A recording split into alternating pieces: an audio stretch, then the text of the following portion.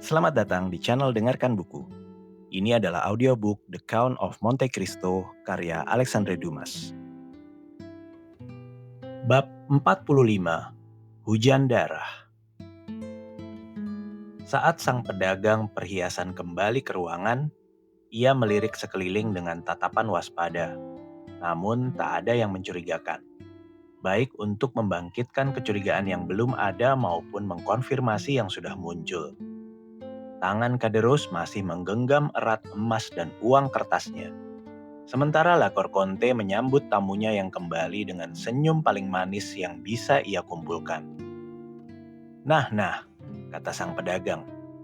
Kalian tampaknya, sahabat-sahabatku, sangat khawatir akan keaslian uang ini. Sampai menghitungnya begitu teliti begitu aku pergi.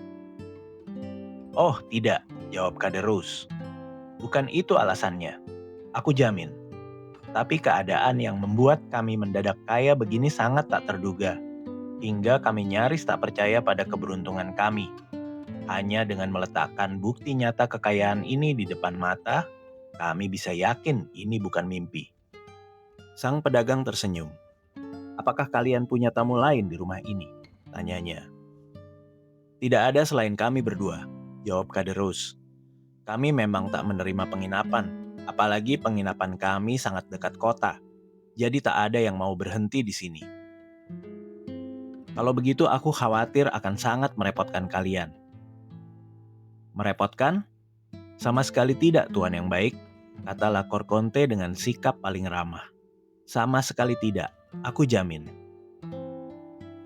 Tapi di mana kau akan menempatkanku? Di kamar di lantai atas. Bukankah itu kamar tidur kalian sendiri? Tak masalah, kami punya tempat tidur kedua di kamar sebelah. Kaderus menatap istrinya dengan heran. Sementara itu, sang pedagang bersenandung pelan sambil menghangatkan punggungnya di dekat api yang dinyalakan Lakor Conte untuk mengeringkan pakaiannya yang basah. Setelah itu, sang istri sibuk menyiapkan makan malam, menghamparkan serbet di ujung meja, lalu meletakkan sisa makan siang mereka, ditambah 3 atau 4 butir telur segar. Kaderus sekali lagi menyimpan hartanya. Uang kertas kembali ke dompet, emas ke dalam kantong, lalu mengunci semuanya rapat-rapat di lemari. Ia lalu berjalan mondar-mandir dengan murung. Sesekali melirik sang pedagang yang berdiri menguapkan uap dari pakaiannya yang basah. Hanya berpindah tempat di dekat perapian agar seluruh bajunya kering. Nah, kata Lakor Conte sambil meletakkan sebotol anggur di meja. Makan malam siap kapanpun kau mau. Dan kalian? Tanya Joans. Aku tak mau makan malam, kata Kaderus. Kami makan siang sangat larut, seru Lakor Conte cepat. Jadi aku harus makan sendirian, komentar sang pedagang. Oh, kami akan senang melayanimu, jawab Lakor Conte dengan perhatian berlebihan yang bahkan tak biasa ia tunjukkan pada tamu yang membayar.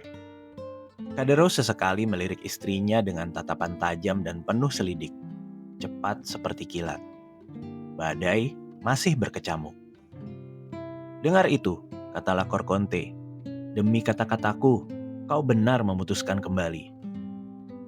Meski begitu, jawab sang pedagang, jika badai reda, setelah aku selesai makan, aku akan berangkat lagi. Ini angin mistral, kata Kaderus, dan pasti bertahan sampai besok pagi. Ia menghela napas berat. Kalau begitu, kata sang pedagang sambil duduk di meja. Yang bisa kukatakan hanyalah, semoga celaka bagi yang berada di luar sana. Ya, sahut Lakor Conte, malam mereka pasti menyedihkan. Sang pedagang mulai makan dan wanita yang biasanya suka mengeluh dan acuh tak acuh pada siapapun, tiba-tiba berubah menjadi nyonya rumah paling ramah dan penuh perhatian. Jika sang tamu malang ini mengenalnya sebelumnya, perubahan mendadak ini pasti membuatnya curiga, atau setidaknya terkejut. Sementara itu, Kaderus terus berjalan mondar-mandir dalam diam, sengaja menghindari pandangan pada tamunya. Begitu sang tamu selesai makan, Pemilik penginapan yang gelisah itu buru-buru ke pintu dan membukanya. "Kurasa badainya sudah reda," katanya. Tapi seolah menentang ucapannya, tepat saat itu guntur dahsyat mengguncang rumah hingga ke fondasinya, disertai hembusan angin kencang bercampur hujan yang memadamkan lampu di tangannya. Kaderus gemetar ketakutan, buru-buru menutup pintu, lalu kembali ke tamunya. Lakor Konte menyalakan lilin dari bara yang masih menyala di perapian. "Kau pasti lelah," katanya pada sang pedagang. "Aku sudah siapkan spray putih untuk tempat tidurmu. Naiklah kapanpun kau siap, dan tidurlah dengan nyenyak." Joans menunggu sebentar untuk melihat apakah badai mulai reda. Tapi sebentar saja cukup baginya menyadari bahwa hujan dan guntur justru makin mengganas. Pasrah pada takdir, ia mengucapkan selamat malam, lalu naik tangga. Ia lewat di atasku, dan kudengar lantai berderit di bawah kakinya. Lakor Konte memandangnya dengan tatapan penuh hasrat, sementara Kaderus justru membelakanginya, seolah sangat ingin menghindari bahkan sekedar melirik. Saat itu semua kejanggalan ini tak terasa seberat sekarang. Faktanya, semua yang terjadi kecuali soal berlian yang memang terdengar mustahil tampak wajar. Tak membangkitkan kecurigaan. Lelah dan berniat melanjutkan perjalanan begitu badai reda, aku memutuskan tidur sejenak. Di atas, kudengar setiap gerakan sang pedagang. Ia menata tempat tidur sebaik mungkin, lalu berbaring. Tempat tidurnya berderit di bawah berat tubuhnya. Perlahan kelopak mataku mengantuk. Tidur lelap menyergapku dan karena tak curiga apa-apa, aku tak berusaha melawannya. Sekali lagi kuintip dapur. Kaderus duduk di bangku kayu rendah di samping meja panjang. Punggungnya menghadapku, jadi aku tak bisa melihat ekspresinya. Bahkan jika ia menghadap, aku tetap tak akan melihat wajahnya, karena kepalanya terkubur di antara kedua tangannya. Lakor Konte memandangnya lama, lalu mengangkat bahu, lalu duduk tepat di hadapannya. Saat itu bara api tiba-tiba menyala terang karena sepotong kayu di dekatnya terbakar. Cahaya terang membanjiri ruangan. Lakor Konte terus menatap suaminya. Dan karena ia tak bergerak, ia mengulurkan tangan keras dan kurusnya lalu menyentuh dahi suaminya. Kaderus bergidik. Bibir Lakor Konte bergerak seolah bicara. Tapi entah karena ia berbisik atau indraku tumpul oleh kantuk, aku tak bisa menangkap sepatah pun kata-katanya. Bayangan dan suara samar mengambang di depanku. Dan perlahan, aku jatuh ke dalam tidur lelap. Entah berapa lama aku tertidur, tiba-tiba terbangun oleh suara tembakan pistol. Diikuti jeritan mengerikan. Langkah kaki lemah dan goyah terdengar di kamar atasku. Lalu sesaat kemudian, benda berat jatuh tak berdaya di tangga. Aku belum sepenuhnya sadar saat kembali terdengar erangan dan jeritan teredam, seolah dari orang yang sedang berkelahi mati-matian. Satu jeritan panjang yang berakhir dengan deretan erangan akhirnya membangunkanku sepenuhnya. Aku buru-buru bangkit memandang sekeliling. Semuanya gelap, dan rasanya hujan menembus lantai kamar di atas. Karena sesuatu yang lembab menetes ke dahiku. Saat kusentuh ternyata basah dan lengket. Setelah kebisingan mengerikan yang membangunkanku, datanglah keheningan sempurna. Hanya terganggu langkah kaki seseorang di kamar atas. Tangga berderit. Ia turun, mendekati api lalu menyalakan lilin. Orang itu Kaderus. Wajahnya pucat, kemejanya berlumuran darah. Setelah mendapat cahaya, ia buru-buru naik lagi. Dan kudengar langkah kakinya yang cepat dan gelisah. Sesaat kemudian, ia turun lagi, memegang kotak kulit kecil itu. Membukanya untuk memastikan berliannya masih di dalam. Lalu ragu-ragu memasukkannya ke saku mana. Akhirnya, seolah tak puas dengan keamanan saku, ia membungkusnya dalam sapu tangan merahnya, lalu mengikatnya erat di kepalanya. Ia lalu mengambil uang kertas dan emas dari lemari, memasukkan yang satu ke saku celana, yang lain ke saku rompi. mengikat cepat bungkusan kecil berisi pakaian, lalu bergegas ke pintu dan menghilang dalam kegelapan malam. Saat itulah semuanya menjadi jelas bagiku, dan aku menyalahkan diriku sendiri seolah aku pelakunya. Kukira masih terdengar erangan lemah dan membayangkan sang pedagang malang itu mungkin belum mati. Aku memutuskan menolongnya sebagai bentuk penebusan, bukan atas kejahatan yang kulakukan, tapi atas kejahatan yang tak kucegah. Aku mengerahkan seluruh kekuatan untuk menerobos dari tempat sempit tempatku bersembunyi ke ruangan sebelah. Papan-papan reot yang memisahkan kami mudah kuremukkan, dan aku berhasil masuk ke dalam rumah. Aku buru-buru mengambil lilin menyala lalu menuju tangga. Di pertengahan tangga, sebuah tubuh tergeletak melintang. Itulah Korkonte. Pistol yang kudengar pasti ditembakkan padanya.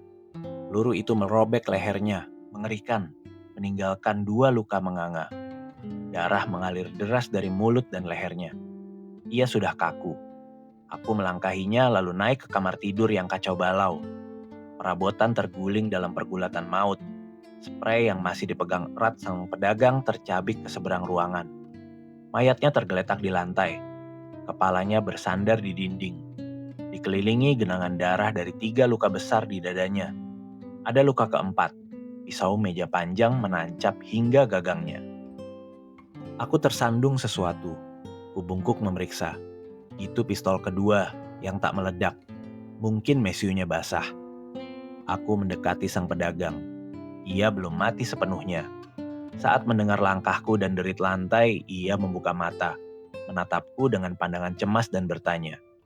Bibirnya bergerak seolah ingin bicara, lalu kelelahan ia jatuh dan menghembuskan napas terakhir. Pemandangan mengerikan ini hampir membuatku kehilangan akal. Menyadari aku tak bisa menolong siapapun lagi. Satu-satunya keinginanku adalah kabur.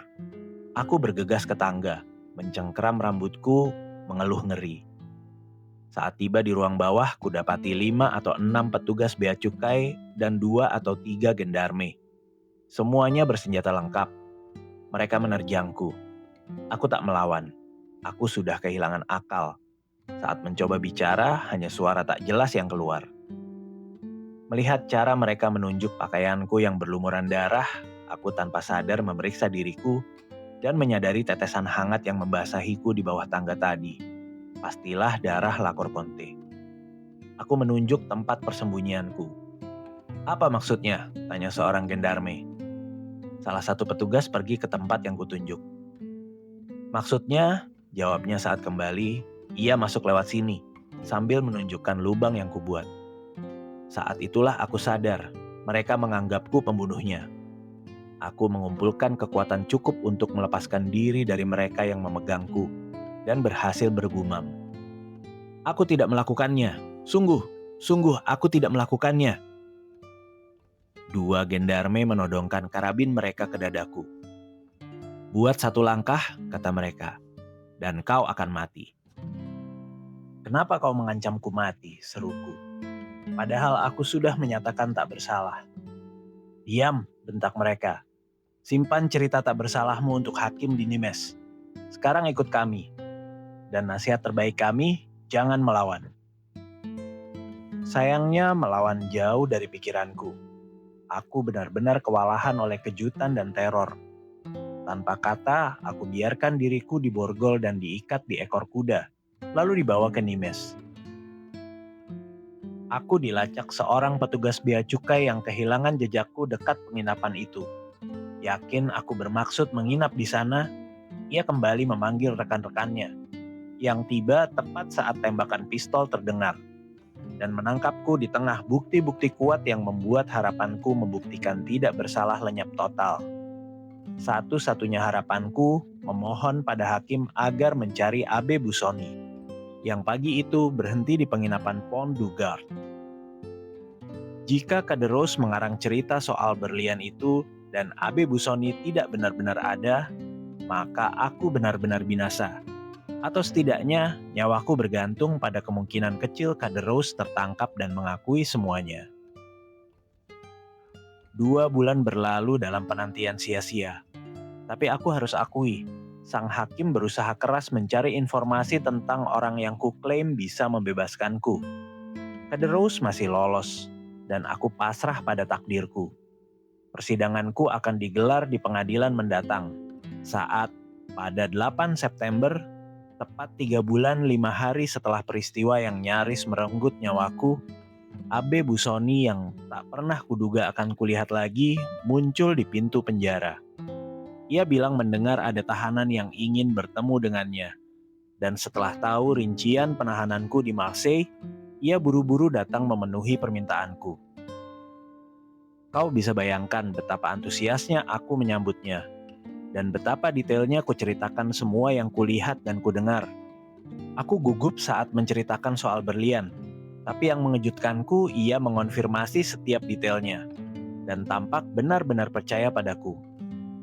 Saat itulah terpikat oleh kebaikannya, melihat ia mengenal adat istiadat negeriku dan berharap pengampunan atas satu-satunya kejahatan yang benar-benar kulakukan bisa datang dari bibir yang begitu penuh belas kasih. Aku memohon ia menerima pengakuanku. Di bawah segel pengakuan dosa, kuceritakan peristiwa Atil secara lengkap, dan semua transaksi hidupku. Yang kulakukan karena dorongan hati ternyata berdampak seolah hasil perhitungan matang. Pengakuan sukarela atas pembunuhan di Atil meyakinkannya bahwa aku tak bersalah atas tuduhan ini. Saat berpisah, ia menyuruhku tenang dan berjanji akan melakukan segalanya untuk meyakinkan hakim atas ketidakbersalahanku. Aku segera melihat bukti bahwa sang abe baik itu bekerja untukku. Karena kekejaman penjara dikurangi dengan berbagai kelonggaran kecil yang menyenangkan. Aku juga diberitahu persidanganku ditunda ke pengadilan berikutnya. Sementara itu, atas kehendak Tuhan, Kaderus tertangkap, ditemukan di negeri jauh dan dibawa kembali ke Perancis, di mana ia mengakui semuanya, menolak menjadikan keterlibatan istrinya sebagai alasan. Si malang itu dihukum galei seumur hidup, dan aku segera dibebaskan. Dan saat itulah kurasa, kata Monte Cristo, kau datang padaku membawa surat dari Abe Busoni. Benar yang mulia, sang abe baik itu jelas peduli padaku. Gaya hidupmu sebagai penyelundup, katanya suatu hari, akan jadi kehancuranmu. Jika kau bebas, jangan lakukan lagi. Tapi bagaimana, tanyaku, aku bisa menafkahi diriku dan saudariku? Seseorang yang menjadikanku pengaku dosanya dan yang sangat menghormatiku baru-baru ini memintaku mencarikan pelayan kepercayaan. Apakah kau mau posisi itu? Jika iya, akan kuberikan surat pengantar untuknya. Oh Bapa, seruku, kau sangat baik. Tapi kau harus bersumpah tak akan membuatku menyesal merekomendasikanmu. Aku mengulurkan tangan, siap bersumpah apapun. Tapi ia menghentikanku. Tak perlu kau ikat dirimu dengan sumpah, katanya. Aku terlalu mengenal watak Korsika untuk khawatir. Ini, ambil ini. Lanjutnya setelah menulis surat singkat yang kubawa pada Yang Mulia. Dan setelah menerimanya kau berkenan menerimaku sebagai pelayanmu. Dengan bangga kutanya, apakah Yang Mulia pernah menyesal melakukannya? Tidak, jawab sang Count. Aku senang mengatakan kau telah melayaniku dengan setia, Bertuccio. Tapi kau seharusnya lebih percaya padaku. Aku, Yang Mulia? Ya, kau. Bagaimana mungkin memiliki saudara dan anak angkat, kau tak pernah menyebutkannya padaku? Aku masih harus menceritakan masa paling menyedihkan dalam hidupku. Seperti yang kau duga, aku sangat ingin menemuimu dan menghibur saudariku. Aku buru-buru ke Korsika. Tapi saat tiba di Rogliano, kudapati rumah berkabung, akibat adegan mengerikan yang masih diingat tetangga hingga kini. Mengikuti nasihatku, saudariku menolak permintaan Benedetto yang terus-menerus meminta uang selama ia masih percaya ada sepeser pun tersisa. Suatu pagi ia mengancamnya dengan konsekuensi mengerikan jika tak diberi uang. Lalu menghilang seharian, membiarkan Asunta yang baik hati, yang mencintainya seperti anak sendiri menangisi kelakuannya. Saat jam 11 malam, ia masuk dengan angkuh, ditemani dua teman paling bejatnya. Asunta membuka tangan menyambutnya, tapi mereka menangkapnya. Salah satunya, tak lain Benedetto yang terkutuk itu berseru, "Siksa dia, ia pasti akan mengaku di mana uangnya disembunyikan." Kebetulan tetangga kami, Wasilio, sedang di Bastia. Hanya istrinya di rumah. Tak ada yang bisa mendengar atau melihat apa yang terjadi di rumah kami. Dua orang memegang Assunta yang tak menyangka akan disakiti, tersenyum pada algojonya. Yang ketiga mengunci pintu dan jendela lalu kembali. Mereka bertiga menyumbat teriakan ketakutannya lalu menyeret Assunta ke arah Anglo, berharap ia mengaku di mana hartanya disembunyikan. Dalam pergulatan bajunya terbakar. Mereka terpaksa melepaskannya agar tak ikut terbakar. Assunta yang terbakar lari ke pintu, tapi terkunci. Ia lari ke jendela, juga terkunci. Tetangga mendengar jeritan mengerikan. Assunta meminta tolong. Jeritannya berubah jadi erangan dan keesokan pagi, begitu istri Wasilio berani keluar, ia meminta otoritas membuka pintu rumah kami. Assunta, meski terbakar parah, masih bernapas. Semua laci dan lemari telah diacak-acak. Uangnya dicuri. Benedetto tak pernah kembali ke Rogliano. Dan sejak hari itu, aku tak pernah lagi melihat atau mendengar kabar darinya. Setelah peristiwa mengerikan ini, aku menghadap Yang Mulia. Dan tentu bodoh menyebut Benedetto karena jejaknya lenyap atau saudariku karena ia sudah mati. "Dan bagaimana kau memandang kejadian ini?" tanya Monte Cristo. "Sebagai hukuman atas kejahatan yang kulakukan," jawab Bertuccio. Keluarga Villefort memang terkutuk." "Benar sekali," gumam sang Count dengan nada suram. "Dan sekarang," lanjut Bertuccio, "Yang Mulia mungkin bisa memahami mengapa tempat ini yang kukunjungi untuk pertama kalinya sejak itu, taman ini, tempat kejahatanku, membangkitkan perasaan tak menyenangkan yang membuat Yang Mulia memperhatikan kegelisahanku. Saat ini aku bergidik, mungkin aku berdiri tepat di atas kuburan tempat Monsieur de Villefort mengubur anaknya sendiri." "Segalanya mungkin," kata Monte Cristo sambil bangkit dari bangku. "Bahkan," tambahnya pelan, "bahkan jaksa itu mungkin tak mati. Abe Busoni benar mengirimkanmu padaku." Lanjutnya dengan suara biasa. "Dan kau benar menceritakan seluruh kisahmu, agar aku tak salah menilaimu di masa depan. Tentang Benedetto yang sangat menghina namanya, pernahkah kau berusaha melacak keberadaannya?" "Tidak. Aku justru menghindari kemungkinan bertemu dengannya seperti menghindari binatang buas. Syukur aku tak pernah lagi mendengar namanya, dan kuharap dia sudah mati." "Jangan berpikir begitu, Bertuccio," jawab sang Count. "Orang jahat tak mudah mati. Tuhan tampaknya menjaganya khusus untuk dijadikan alat balas dendamnya." "Semoga saja," jawab Bertuccio. "Yang kuminta hanya agar aku tak pernah bertemu dengannya lagi. Dan sekarang, Yang Mulia," tambahnya sambil membungkuk, "kau tahu segalanya. Kau hakimku di bumi, seperti Yang Maha Kuasa di surga. Tak adakah kata penghiburan untukku?" "Sahabat baikku, aku hanya bisa mengulang kata-kata Abe Busoni padamu. Villefort layak dihukum atas apa yang dilakukannya padamu, dan mungkin pada orang lain. Benedetto, jika masih hidup, akan jadi alat pembalasan ilahi, lalu dihukum pada waktunya. Tentang dirimu sendiri, aku hanya melihat satu kesalahan nyata. Tanyakan pada dirimu, mengapa setelah menyelamatkan bayi itu dari kuburnya yang hidup, kau tak mengembalikannya pada ibunya? Disitulah kejahatanmu, Bertuccio." "Benar, Yang Mulia, itu kejahatan sejati. Aku bertindak seperti pengecut.